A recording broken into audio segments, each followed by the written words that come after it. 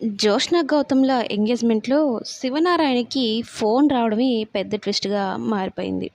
ఈ సుమిత్ర ఏం చేస్తుందంటే దీపని తీసుకొని వెళ్ళి దేవుడి దగ్గర నిల్చోబెట్టి గీత గీసి "నువ్వు ఇక్కడి నుంచి కదలడానికి లేదు. నా కూతురు ఎంగేజ్‌మెంట్ జరిగేంత వరకు" అని చెప్తుంది. అయితే ఈ దీప కూడా తన తల్లి మాట దాటకూడదని అనుకోని అక్కడి నుంచి అంతా చూస్తూ ఉంటుంది. ఇక గౌతమ్ ఫ్యామిలీ వస్తారు. ఇంక ఎంగేజ్‌మెంట్ అయితే జరుగుతూ ఉంటుంది. ఇక ఉంగరాలు తొడగండి అన్నట్టు చెప్తారు. ఇక జ్యోత్స్న ఉంగరం తీసుకుంటుంది. గౌతమ్ ఉంగరం తీసుకుంటాడు. ఇక శివనారాయణకేమో ఫోన్ వస్తుంది. అది కూడా ఫోన్‌లో మాట్లాడే మాటలకు షాకింగ్ ఎక్స్‌ప్రెషన్ అయితే ఇస్తాడు. ఎవరికీ చెప్పకుండా అక్కడి నుంచి వెళ్ళిపోతాడు. ఇక తాంబూలాలు మార్చుకునే సమయంలో మామయ్య గారు వెళ్లారు. ఏమైందో ఏమో కనుక్కోండి అన్నట్టు సుమిత్ర దశరథ్‌ని పంపిస్తుంది. ఇక మనవరాల జీవితం కళ్ళారా చూస్తుండగానే నాశనం అయిపోతుందని పారిజాతం బాధపడుతూ ఉంటుంది. అయితే జ్యోత్స్న ఈ దీప ముందు నేను ఓడిపోవడం నాకు నచ్చదు. దీప నోటితోనే ఈ ఎంగేజ్‌మెంట్ అలాగే ఈ గౌతమ్ మంచివాడు కాదని చెప్పిస్తాననేది చెప్పి చాలా కాన్ఫిడెంట్‌గా ఉంగరం తీసుకొని గౌతమ్‌కి పెట్టబోతూ ఉంటుంది దీపని చూస్తూ.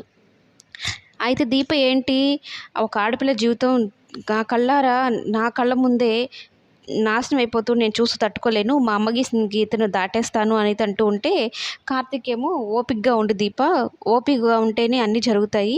ఉండు ఆఖరి వరకు ఉండు" అంటే వినదనమాట. "మీరింకా మీ మాటలు వింటూ ఉంటే తాళి కట్టేంత వరకు నన్ను ఇక్కడే నిల్చోబెట్టినట్టున్నారు.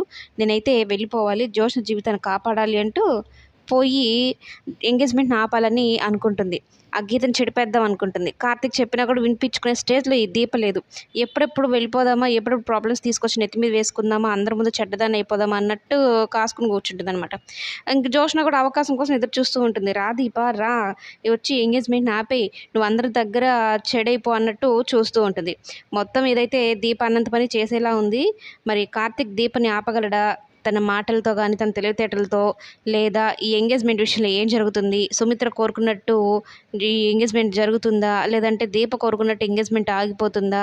జ్యోత్స్న తనంతట తానే నిజం బయట పెడుతుందా? లేదా? అనేది కమింగ్ ఎపిసోడ్స్‌లో చూద్దాం. వీడియో నచ్చితే ఒక లైక్ చేయండి.